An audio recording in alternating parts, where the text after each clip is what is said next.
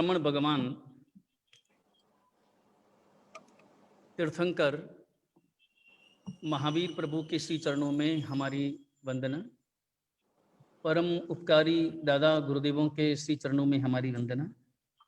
पूज्य गुरुदेव आचार्य भगवंत श्रीमद जिन कांति सागर सुरीश्वर जी महाराज साहब के श्री चरणों में हमारी वंदना।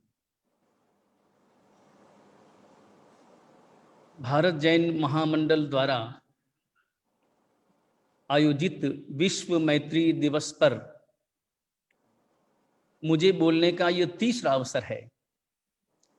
सन 2003 और 2012 के दो चातुर्मास हमारे जब मुंबई में हुए, तब भी मुंबई के विश्व मैत्री दिवस के आयोजन में हमारा वहाँ पर आना हुआ और आज यहाँ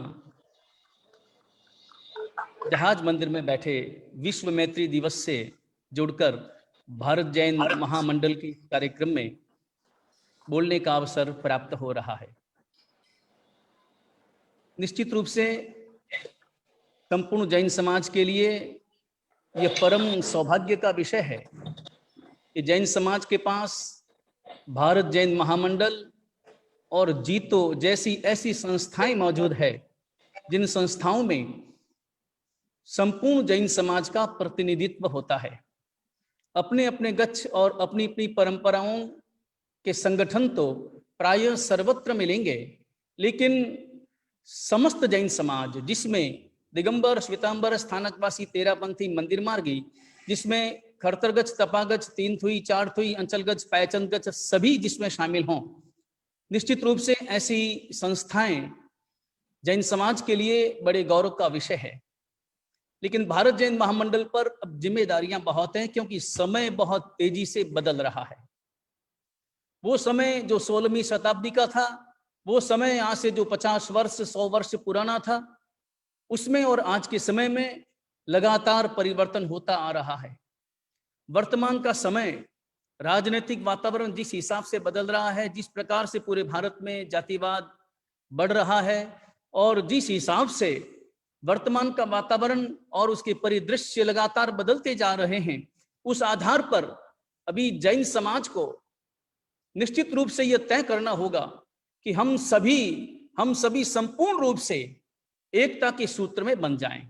और कभी कभी तो लगता है कि जैसे आपके श्रावकों का संगठन भारत जैन महामंडल बना है, ठीक उसी प्रकार एक ऐसा संगठन समस्त आचार्यों का भी होना चाहिए, जिसमें मंदिर मार्गी, स्थानकवासी, तेरापंथी, दिगंबर सभी आचार्य सम्मिलित हों और इसके साथ साथ वे एक मिनिमम एजेंडा तय करें अपने जीवन का और अपने प्रचार प्रसार का कि हमें हर गांव गांव जाकर हमें क्या काम करना है।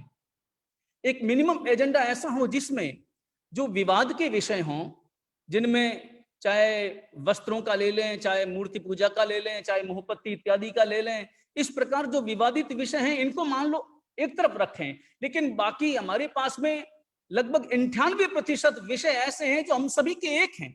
अहिंसा में कोई अंतर नहीं है, अनेकांत में कोई अंतर नहीं है, सिद्धांतों में कोई अंतर नहीं है, 24 तीर्थंकर परमात्माओं की देशना और उनके आगमों में कोई किसी प्रकार का अंतर नहीं है, नवकार महामंत्र में कोई अंतर नहीं है। तो एक ऐसे हमें मिनिमम एजेंडे को लेकर हमें काम करना चाहिए, तभी हम सभी एक होकर आगे बढ़ सकेंगे। और ध्यान दें कि जब फूलों ने एकता की तो हार बना, बूंदों ने एकता की तो सरोवर बना, मिट्टी ने एकता की तो ईंटों का निर्माण हुआ, ईंटों ने एकता की तो दीवारों का निर्माण हुआ और दीवारों ने एकता की तो महलों का निर्माण हुआ। एकता के बिना हम कभी भी आगे बढ़ नहीं सकते।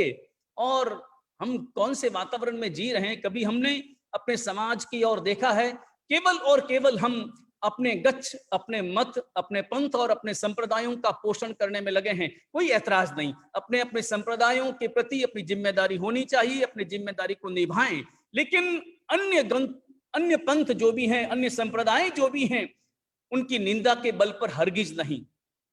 वर्तमान में हमारा लक्ष्य होना चाहिए, हमें चाहिए कि हमने छोटे छोटे कमरे बना रखे हैं, उन कमरों में लगी हुई सारी दीवारें ध्वस्त कर देंगे तभी तो एक जंगी हॉल बनेगा, विशाल हॉल बनेगा, जिसमें बैठकर सभी वीतराग परमात्मा की आराधना साधना कर पाएंगे। चलो माना अभी दीवार नहीं टूट सकती, तो कम से कम एक काम किया जा सकता है, दीवार न टूटे लेकिन कम से कम हर दीवार में एक दरवाजा तो बना दो, ताकि हर कमरे से दूसरे कमरे में प्रवेश हो सके और आ जा सके और हिल मिल सके और हिल मिलकर हम एक हो सकें।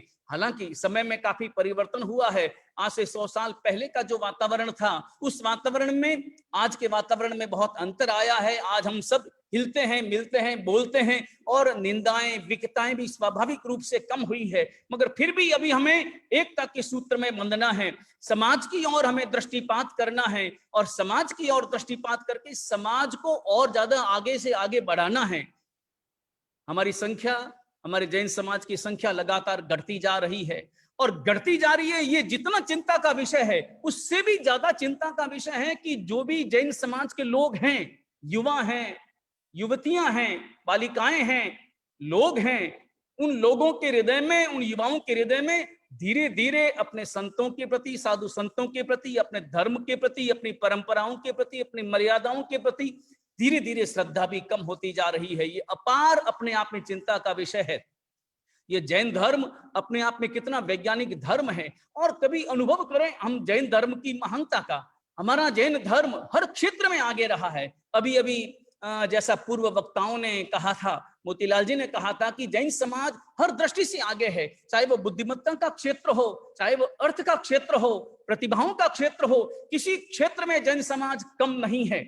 हर क्षेत्र में समाज आगे है। दान देखें तो जैन समाज ने पूरे भारत में जितना दान दिया, अभी कोरोना का वातावरण, इस कोरोना के वातावरण में जैन समाज ने आगे बढ़कर भाग लिया। हालांकि जैन समाज को इस कोरोना के कारण से बहुत बड़ी समस्याओं का सामना करना पड़ा, मगर फिर भी दूसरों के सहयोग के लिए, हर व्यक्ति के सहयोग के लिए, मानवता के सहयोग के लिए जैन समाज हमेशा हमेशा आगे रहा है।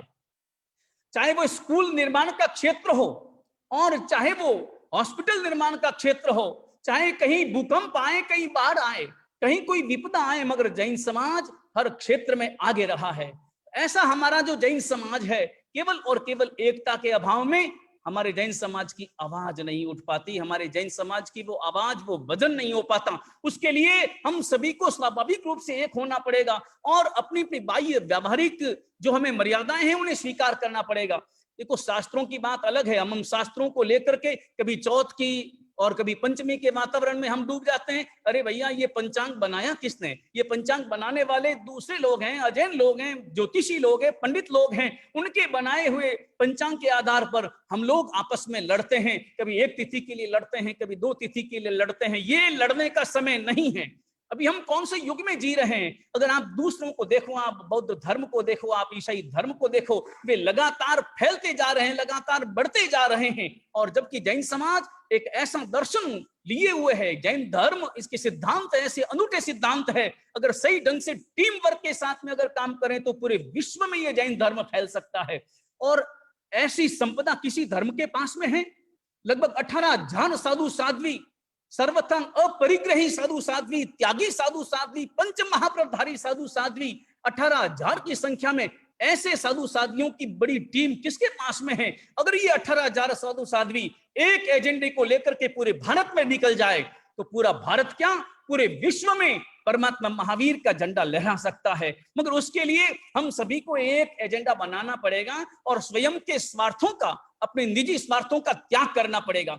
एक दूसरे से सबसे पहले लड़ना छोड़ना पड़ेगा। एक दूसरे के प्रति प्रेम का व्यवहार बढ़ाना पड़ेगा। एक दूसरे को देखकर हृदय में प्रसन्नता का अनुभव करना पड़ेगा। और जब भी मैं देखूं किसी तथागत के आचार्य भगवंत या मुनि भगवंतों को देखूं, तब भी मेरे हृदय में प्रेम उमड़े। कभी स्थानकवासी संतों को देखूं, तब भी मेरे हृदय में परम विनय का भाव प्रकट हो। कभी तेरा पंथ के मुनि भगवंतों को देखूं, तब भी मेरे हृदय में अपनत्व का भाव प्रकट हो। और कभी दिगंबर मुनियों को देखूं, तब भी मेरे हृदय में यह भाव पैदा हो कि ये सब मेरे हैं, ये सब मेरे परमात्मा महावीर के हैं, ये सब मेरे भगवान के अनुयायी हैं। जब भगवान मेरे हैं तो भगवान के अनुयायी जितने भी साधु साध्वी हैं वो सब मेरे हैं, वो श्रावक श्राविकाएं सब मेरे हैं, सब मेरे अपने हैं। ये भाव जब तक हमारे अंतर में नहीं आएगा, अभी तो हमारी दशा ये है कि एक नाव हो, एक विशाल नाव है और विशाल नाव में अलग अलग खंड बना रखे हैं, अलग अलग खंडों में अलग अलग रहते हैं। नाव एक है, खंड अलग अलग है और अलग अलग खंडों को हर व्यक्ति ने अपने अपने हिसाब से किराए पर लिया है और उन खंडों को सजाता है। नाव एक है, खंड अलग अलग है। अगर किसी खंड में छेद हो जाए, पानी भरना प्रारंभ हो जाए, तो क्या करेंगे? बाकी दूसरे खंड वाले क्या करेंगे? बाकी दूसरे खंड वाले ये विचार करेंगे कि अरे उसके खंड में पानी आ रहा है, हमें क्या लेना देना, मौज मनाओ, उसका तो खंड ही ऐसा है, उसका तो आचरण ही ऐसा है, उसकी तो मर्यादा ही ऐसी है, वो तो डूबना ही चाहिए। अरे मेरे भाई, भले उसके खंड में पानी आया है, लेकिन नाव तो एक है। ठीक उसी प्रकार हम सभी एक नाव के सवार हैं, खंड अलग अलग हैं। जैन धर्म की एक नाव है और उस नाव में एक दिगंबर का खंड है, एक स्थानकवासी खंड है, एक तेरा पंथ का खंड है, एक मंदिर मार्गियों का खंड है, एक तपागज, खरदरगज, अंचलगज, पैचन, इन सब के खंड बने हुए हैं। और किसी एक खंड में पानी रिश्ता देखते हैं तो बाकी सब खुशियां मनाते हैं। मगर ध्यान रहे, नाव एक होने के कारण से जब डूबेगी तो पूरी की पूरी नाव डूबेगी। हम भी साथ में डूबने वाले हैं, क्योंकि हम सभी एक ही परमात्मा के अनुयायी हैं। ये भाव जब तक हमारे अंतर में नहीं रहेगा, और ध्यान रखें, एक दूसरे के प्रति प्रेम का व्यवहार करना सीखो। अब यहाँ पटेलों की बात सुनिए। पटेलों में, गुजरात का पटेल समाज इतना विशाल समाज है और हर क्षेत्र में बहुत आगे है। पटेल समाज में भी दो पंथ है, एक कड़ुआ पटेल है और एक और पटेल है। उन दोनों पटेलों में एक दूसरे के प्रति सद्भाव नहीं है। एक दूसरे के प्रति वो देख करके अपने हृदय में रोष का अनुभव करते हैं और ये मानते हैं कि ये हमसे छोटे हैं। एक दूसरे को एक दूसरा वर्ग छोटा मानता है, तुच्छ मानता है। लेकिन कुछ युवा इकट्ठे हुए और युवाओं ने इकट्ठे होकर एक वातावरण बना कि भले हम कड़ुआ पटेल हों, भले हम वो लुआ पटेल हों, लेकिन आखिर हैं तो हम सब पटेल। और पटेल आपस में एक हुए, न केवल एक हुए बल्कि एक होकर उन्होंने पटेल समाज को बहुत आगे ले जाने में जबरदस्त पुरुषार्थ साधा। क्या हम एक नहीं हो सकते? हमारे परमात्मा महावीर एक, हमारे मंत्र एक, हमारे सिद्धांत एक, हमारे सारे वातावरण एक, लेकिन हमें एक दूसरे के सहयोग का वातावरण अपने अंतर में पैदा करना होगा। आपने सुना होगा, एक बार 9 अंक क्रोध आया और क्रोध में आकर बाजू में था 8 का अंक, 8 के अंक को एक झापड़ लगाई। 8 के अंक ने देखा कि 8 जो था वो 9 को तो थप्पड़ लगा नहीं सकता था, क्योंकि वो उससे बड़ा था। तो उसने छोटे की ओर देखा, उसके पड़ोस में 7 अंक बैठा हुआ था, तो 7 अंक को एक थप्पड़ लगाई। अब 7 को भी आया क्रोध। 7 ने देखा कि मैं 8 को लगा नहीं सकता, तो मैं 6 को एक थप्पड़ लगाता हूं। और 6 ने फिर क्रोध में आकर 5 को थप्पड़ लगाई, 5 ने फिर क्रोध में आकर 4 को थप्पड़ लगाई, और 4 ने फिर क्रोध में आकर 3 को थप्पड़ लगाई, और 3 ने फिर क्रोध में आकर 2 पर थप्पड़ लगाई, 2 ने 1 पर थप्पड़ लगाई। मगर एक विचार में पड़ गया, क्योंकि 1 के पास में था 0, और मन में आया कि थप्पड़ तो मैं भी लगा सकता हूं। थप्पड़ लगाने से लाभ क्या होगा? नुकसान ही होने वाला है, क्रोध भी पैदा होगा और इससे मेरा कोई मान सम्मान बढ़ने वाला नहीं है। मगर मुझे वो काम करना है, मुझे अपनी मंजिल की ओर निगाहें रखना है। और उसने एक ने एक ही काम किया कि 0 को उठाया, गले लगाया और गले लगाकर अपने पास में बिठा दिया। जो ही पास में बिठाया, उसकी वैल्यू 1 से सीधे 10 हो गई। वो 9 भी, वो 8 भी, वो 7 भी उसके आगे हाथ जोड़कर स्वाभाविक रूप से खड़े हो गए। ये कार्य एक दूसरे को गले लगाने का कार्य करना है, एक दूसरे को अपने पास में बिठाने का कार्य करना है। अभी वर्तमान में हमारे समाज की जो समस्याएं हैं, उन समस्याओं की ओर आपको दृष्टिपात करना होगा। और भारत जैन महामंडल की बहुत जिम्मेदारी है, और जिस जिम्मेदारी से वो काम कर रहे हैं, पिछले 121 वर्षों से ये संस्था लगातार कार्य कर रही है। विश्व मैत्री दिवस मना रही है और विश्व मैत्री दिवस के माध्यम से सभी पंथों को एक करने का, एक मंच पर लाने का और एक आचार विचार, अपने विचार प्रदर्शित करने का और एक अनूठा कार्य कर रही है। तो भारत जैन महामंडल जैसी संस्थाओं पर और ज्यादा जिम्मेदारी है, और उन्हें जिम्मेदारी बढ़ाना है, जिम्मेदारी का उत्तरदायित्व निभाना है कि नंबर 1, जैन समाज कैसे ज्यादा से ज्यादा आगे बढ़े, क्योंकि आने वाला समय संख्या वाला समय है। बाकी सब जातियों को आप देखो, बाकी सब वातावरण को आप देखो, और उस वातावरण के अनुसार अभी जैन समाज को और ज्यादा उनकी जो संख्या है, जो पहले समय में जब हम सुनते थे कि 50 करोड़ जैन थे और 100 करोड़ जैन थे और सारी जातियां जैन थी, वर्तमान में संख्या हमारी सिमट कर रह गई है। और कितने ही परिवारों में तो केवल और केवल 2 बच्चे अथवा 1 बच्चे, और केवल संख्या कम होती जा रही है। हमें 2 स्तरों पर अपनी संख्या अभिवृद्धि का कार्य करना चाहिए। जो एक तय है वो तो आप स्वयं अपने हिसाब से ही देख सकते हैं, संसार के वातावरण के हिसाब से आप देखें, मगर इसके साथ साथ थोड़ा वर्क करना है और अन्यत्र जाकर के अपने जैन समाज का ज्यादा से ज्यादा प्रचार करना है। एक ऐसे युवाओं की टीम तैयार करना है, वो टीम आगे जाकर के सर्वत्र जाकर, छोटे छोटे गांवों में जाकर परमात्मा महावीर का प्रचार करें। इधर राजस्थान में आप देखें, ये अनूप मंडल का वातावरण जो पैदा हो रहा है, क्यों पैदा हो रहा है, किस कारण से पैदा हो रहा है? क्योंकि वो जैन धर्म को नहीं जानते, जैन धर्म के सिद्धांतों को नहीं जानते। और कुछ लोग हैं जो लोग सामान्य भोली जनता को बरगलाते हैं, तो उनको जैन दर्शन की सच्चाई से परिचित करवाना होगा। और परिचित करवाने के लिए गांव गांव जाना होगा। तो निश्चित रूप से हम जैन समाज जो है वो निश्चित रूप से आगे बढ़ सकेगा। अपने समाज की ओर ध्यान देना है, अपने समाज में जो विपन्न वर्ग हैं उनके लिए ध्यान देना है। इस कोरोना के वातावरण में अभी जो ये काम साधर्मिक बंधुओं को गोद लेने का चल रहा है, इसमें आप सभी को जुड़ना है और जुड़कर अपने ठोस योजना भी बनानी है, ताकि भविष्य में जैन समाज का कोई भी बालक जिसे पढ़ना हो वो पढ़ने से वंचित न रहे। जैन समाज का कोई भी व्यक्ति जैसे आगे आना हो व्यापार के क्षेत्र में, वह कभी पीछे न रह पाए। और जैन समाज का कोई भी व्यक्ति भूखा न रहे, इसकी जिम्मेदारी हम सभी को निभानी है और एक होकर हम सभी को कार्य करना है। राकेश जी मेहता जिनकी अध्यक्षता में अभी भारत जैन महामंडल आगे बढ़ रहा है, निश्चित रूप से राकेश जी मेहता हमारे एकदम युवा और सक्रिय युवा कार्यकर्ता हैं और खूब आगेवान है। और उनके हृदय में एक धगश है, अपने जैन समाज के प्रति एक जोश है कि कैसे हम जैन समाज को आगे लाएं। और ध्यान रहे, प्रयत्न करेंगे, आप लगातार प्रयत्न करें कि संवत्सरी हमारी एक होनी चाहिए, एक संदेश जाना चाहिए। हम एकता की बातें करते हैं, हम क्षमापना की बातें करते हैं, हम मिच्छामि दुक्कडम की बातें करते हैं और आपस में लड़ते हैं। और आपने कभी देखा युवा समाज जैन धर्म से और जैन संतों से और जैन उपासनियों से, जैन मंदिरों से क्यों अलग होता जा रहा है? क्योंकि जब भी वे जाते हैं वहां पर सिवाय विवादों के और कुछ नजर नहीं आता।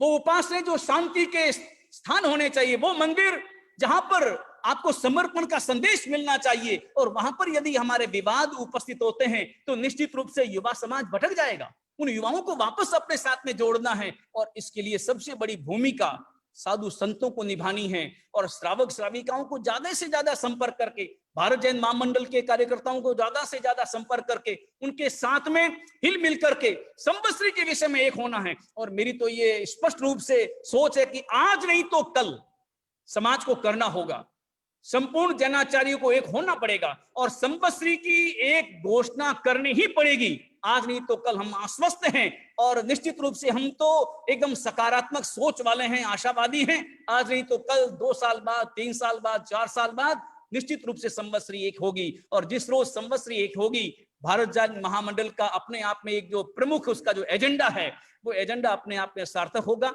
आप सभी अपने एजेंडे में खूब आगे बढ़ें, समाज के क्षेत्र में खूब काम करें और एक होकर समाज के लिए खूब रचनात्मक काम करें, खूब भ्रमण करें, सर्वत्र आपकी शाखाएं हो, भारत जैन महामंडल जीतो। और इसके साथ साथ और भी जितने भी गच्छ पंथ और मत और जितने भी संप्रदाय हैं, उन सब सारी संस्थाएं मिलकर के एक होकर के अपने समाज को आगे ले जाने में आप लोग खूब अपना सक्रिय योगदान अर्पण करें। बस यही हमारी शुभकामना है और इसी प्रकार आप आयोजन करते रहें और एकता का वातावरण, एकता का बिगुल बजाते रहें। गुरुदेव नमन करता हूं। मैंने पढ़ा था, प्यार की डोर सजाए रखो, दिल को दिल से मिलाए रखो, क्या लेकर जाना है साथ में इस दुनिया से, मीठे बोलों और अच्छे व्यवहारों से रिश्तों को बनाए रखो, रिश्तों को सजाए रखो। इस यही भावना अपने अंतर में रखना है। गुरुदेव का मांगलिक हो उसके पहले गुरुदेव को पुनः नमन करता हूं। मैं गुरुदेव से बहुत बार चर्चा करता रहता हूं कि साथ में संवत्सरी कैसे हो सकती है, देव द्रव्य के बारे में, हर चीज के बारे में गुरुदेव से चर्चा होती है। गुरुदेव बड़े अच्छे उसके जवाब भी देते हैं और गुरुदेव हमेशा कहते हैं कि कभी ना कभी हमारी संवत्सरी एक होगी। ये कब होगी ये किसी को पता नहीं, तो इस कदम इसकी तरफ भारत जैन महामंडल पूरा प्रयास कर रहा है। समय समय पर आपसे सलाह करेंगे, आपका मार्गदर्शन लेंगे और हमें पूर्ण विश्वास है कि कभी ना कभी हमें इसमें सक्सेस मिलेगी।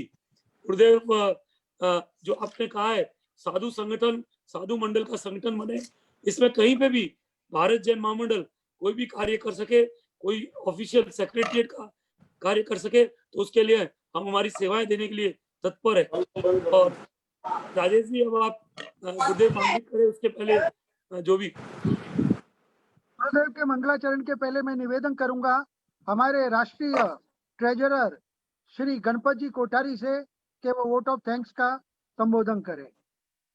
महान तपस्वी, संत शिरोमणि, क्रांतिकारी, जिनकी आध्यात्मिक वाणी एवं विचारों को देश एवं दुनिया में सुना जाता है, ऐसे महान आचार्यों ने आज अपनी वाणी से भारत जैन महामंडल के प्रवचन माला 24 विश्व मैत्री एवं समापना समारोह में पधार कर आशीर्वाद दिया। मैं अहिंसा यात्रा के पेंडा आचार्य श्री महाश्रमण जी, गच्छाधिपति आचार्य श्री जीनमणि प्रभ सागर जी महाराज साहब, भारत गौरव आचार्य पुलक सागर जी महाराज साहब, राष्ट्र गुरुदेव नम्र मुनि जी को सत सत वंदन करता हूँ।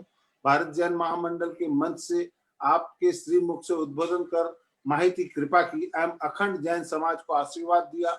आज के हमारे मुख्य अतिथि भारतीय प्रशासनिक सेवा में अपनी सेवाएं दे रहे माननीय डीसी जैन साहिब, पराग जैन साहब, फाइनेंशियल जगत के महारथी श्री मोतीलाल जी ओसवाल साहिब, बॉलीवुड में देश एवं विदेश में प्रसिद्धि की चरमों पर पहुंचे श्री शैलेश जी लोढ़ा साहिब ने अपने विचारों से समाज को अवगत कराया। भारत जैन महामंडल आपका बहुत बहुत धन्यवाद, आभार व्यक्त करता है। आज इस प्रवचन माला में देश एवं विदेश में कई गणमान्य उद्योजक, समाज सेवी, बुद्धिजीवी, जिनका उल्लेख हमारे अध्यक्ष श्री राकेश जी ने किया है, उन सभी का भी मैं बहुत बहुत धन्यवाद, आभार व्यक्त करता हूँ। भारत जैन महामंडल के राष्ट्रीय अध्यक्ष श्री राकेश जी मेहता, कार्यकारी अध्यक्ष मदन जी मुठलिया, महामंत्री राजेश जी वर्धन, श्री घनश्याम जी मोदी, पूर्व अध्यक्षों एवं कार्य समिति का प्रवचनों की श्रृंखला में बहुत बड़ा योगदान रहा है।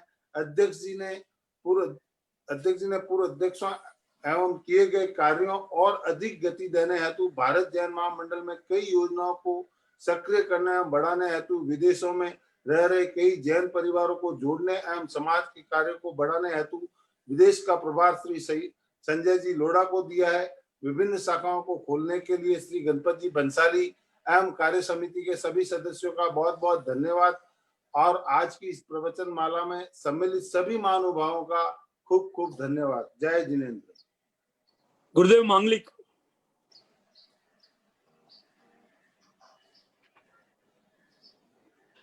गुरुदेव है, गुरुदेव का ऑडियो वीडियो दोनों बंद है।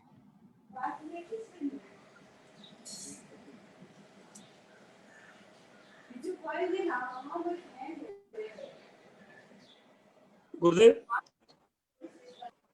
ऑन हो गया। मंगल पाठ सुना मुठलिया जी, मंगल पाठ क्या है? मंगल पाठ कराइए। मंगल पाठ। नमो अरियंतानम, नमो सिद्धानम, नमो आर्यानम, नमो वज्जायानम, नमो लोहि सब्ब साहूनम येसु पंचनमकारो सब्ब भावपनासनो मंगलानम च सब्बे सिंह परमम हवै मंगलम।